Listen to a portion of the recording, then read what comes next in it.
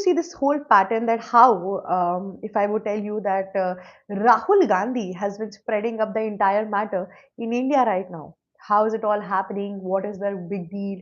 And everything. Let's just discuss about it. Don't you feel that there's a strange thing that Rahul Gandhi out there is, coming up with everything what US President Donald Trump is saying, whatever Modi is saying, whatever Amit Shah is saying, they're not really taking it into the consideration. How is it all happening? Why is it all happening? Everything matters right now. I mean, we are at a position where a deep state theory is so much inclined towards us. If you see the Southeast Asia, if you see other countries like that, you need to understand this one thing: how people out there, or should I say, how international countries out there are coming to us and really getting on the verge where they want to take us down. They want India to be downgraded. They want India to be, getting into a system where nothing else works out. What is really happening? Why is it happening?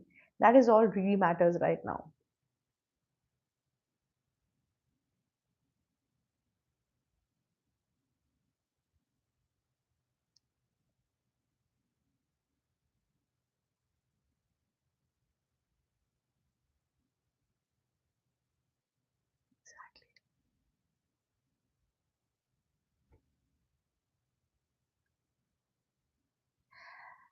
We see this one entire thing that how PM Narendra Modi, whatever he is saying, however he is defending India, right now Rahul Gandhi is putting up veins and water on everything. I mean, what is really happening?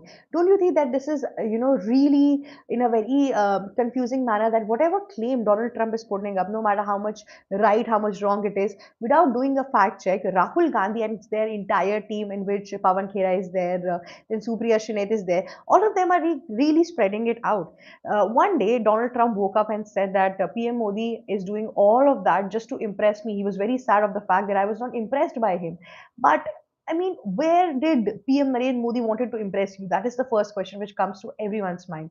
If PM Narendra Modi wanted to impress Donald Trump so much, we wouldn't be at a condition that 50% of tariff would be imposed on us. We would still be at a position like Pakistan, Vietnam, and Turkey, where only 19 to 20% tariff was imposed on these countries and not like us. If we want if we wanted, if PM Narendra Modi wanted to support Donald Trump, then we wouldn't have been at a situation where the entire deal with US have been, really declined. I mean, I'll tell you this one thing: we have very less countries out here with whom we do the export and import game and then run profit out of it. But when it comes to America, you need to understand this one thing: we almost export 60% of goods out there, and we run in so much profit out there, and that is something which makes a par.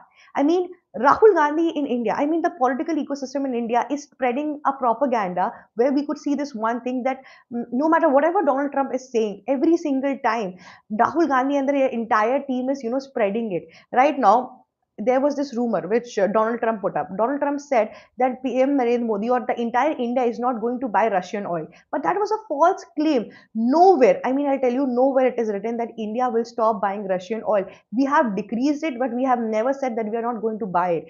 Rahul Gandhi came up and supported the farmers out there. Supporting farmers was right, but PM Narendra Modi or the entire or our cabinet minister or S J Shankar never really mentioned that the agriculture and the entire pharmacy, then sorry, agriculture, then coming up on the the dairy products will be exposed to US, or US would be allowed to India and come into all of it, because US understand this, because India understand this one thing: both of these things are, politically generated in a manner. It is a very sensitive topic, so nobody is taking that. Now, if I would go on the rather part where we could see that how Congress party in India is actually helping Donald Trump to put up a deep state kind of a situation in India right now.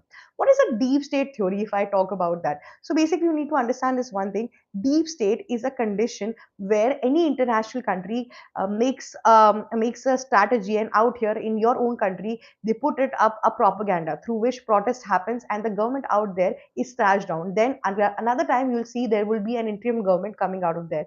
Now, if you see in Southeast Asia, all of our neighboring country, most of them have gone through the same thing. First example is Sri Lanka. I mean, what happened in Sri Lanka? Vikram Singh's entire corruption revolution broke out in one day. The protest happened and it erupted in such a manner that I can't even tell you. Out there, the interim government was formed. The Indian government and the head out there was having good connection with US. Then after that, the elections happened, and now Sri Lanka is at a par. But still, they're in Chinese debt, they're in US debt. Nothing more is happening out there.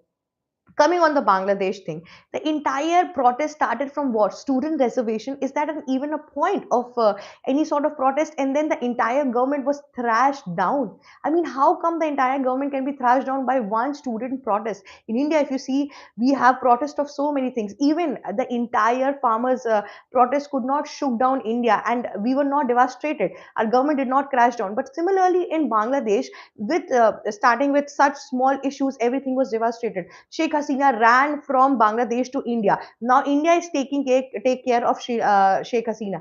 After that, Muhammad Yunus comes in the power. Who is Muhammad Yunus? He was not having any sort of, if I would tell you, any sort of political experiences before that. He comes up out of nowhere. He was just a Nobel Peace Laureate. He was given Nobel Peace, and he came into the power. And then after that, if you see, he became the chief of interim government. Suddenly the whole country was run under him. And because and after that, Bangladesh did not really had an election. Now after after a year, Bangladesh has having the election. The same thing can happen in India.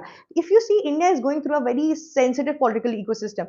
Donald Trump comes in and come up with a lot of claims. I mean, not their Donald Trump's claim and their entire situation and whatever he boasts around, even European Union do not listen. I mean, European leaders, if you see UK and all of that, has shifted to India and China instead of going to US President Donald Trump, because that's the kind of personality he's having. But whatever he's claiming on truth and his social media, nobody's listening to it. But in India, if you see, our opposition leaders are spreading the same thing. He said that there won't be any oil coming from Russia. Everybody said yes. Everybody in the parliament out there have been putting up this whole claim that India will stop buying Russian oil.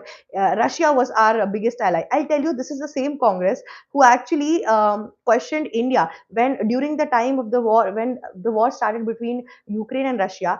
Congress leader Rahul Gandhi said that we should go on the humanitarian basis and we should support Ukraine in the entire matter. If I may tell you the history, Ukraine never really supported India in any of the UN firms or any of such international peace talk, anything like that. It was always Russia who supported India. If we talk about the technical or bilateral talks, it was always good between India and Russia, and never Ukraine. Rahul Gandhi said that, right? Now, after that, the war erupted, crude oil prices got low. Then US was the first one coming to India and telling India that you should actually go and buy crude oil from Russia. They are giving it at a discounted price. So you should buy it. You will run a profitable business. When India took the advice of US and actually started buying crude oil, and then they came up with an idea that we can refine these oil and sell, make it into diesel and sell it into the entire European Union and the world. Then they started doing this entire business and all of that. And let me tell you, that entire thing changed the GDP of India. If our GDP has come up on a par that we are at a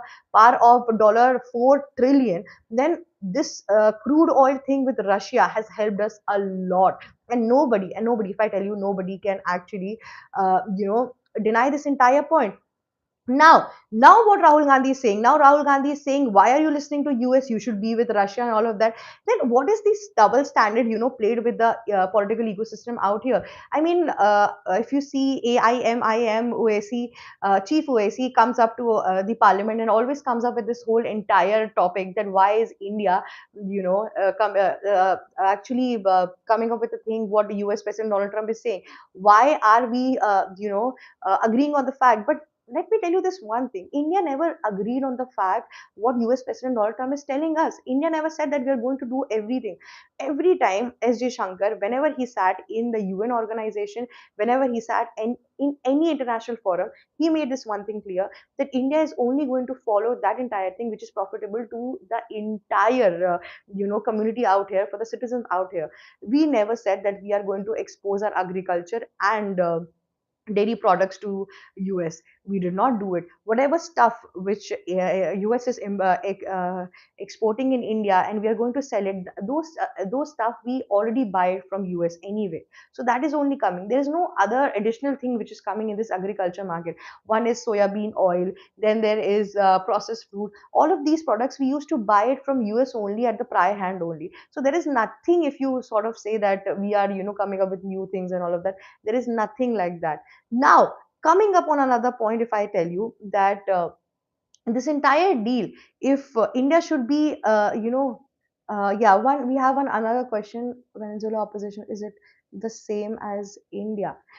No, I mean, you need to understand this one thing. We cannot buy Venezuela oil at the prior instance, even though we have signed the deal with US that we are going to buy Venezuela oil and US oil. But Venezuela right now does not have the capacity. Their oil refineries have, have been destroyed like anything. They are only coming up with 45K barrel per month. So it is a very lesser amount. If you see, India is heavily dependent on the outside countries for importing crude oil. So it will take a lot of time for Venezuela to upgrade their entire machinery, and then we can buy it from Venezuela. That is a very latter part. Right now we don't have to worry about it. Right now we don't have to go and hurry up and buy it all. But coming to US oil, I'll tell you one thing. US oil is very different in nature. If you see Russian or crude oil, it is soft in nature. Then you see Venezuela oil, it is hard in nature. But US oil is neither soft nor hard. It is in the mid texture, and it is also very costly for us. So India did not say that I am surely going to buy it in a bulk amount. India will buy it, but for the sake of US, that's it, nothing more. Just because we have signed a trade deal and all of that, we are going to buy it, but we are not going to put up a loss into it, because US oil is much more expensive for us. That is all which is going to happen in this entire conversation. So, actually coming up on a par that we are so much restraining on this one thing, that whatever Donald Trump is saying, the Congress party out here is questioning Modi out of it. It makes no sense. Geopolitically, if I tell you, India is doing very nice right now. We have made good relations. We have actually, stood up like anything. Also, we have made good relations with European Union, America. Then, if I tell you, with Middle East as well. I mean, Oman and all of that. So nothing like that sort of is happening right now.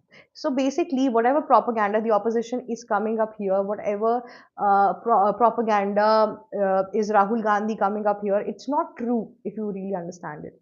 That's all for today. If you like such geopolitical update, do not forget to like, share, and subscribe my channel. Thank you for coming.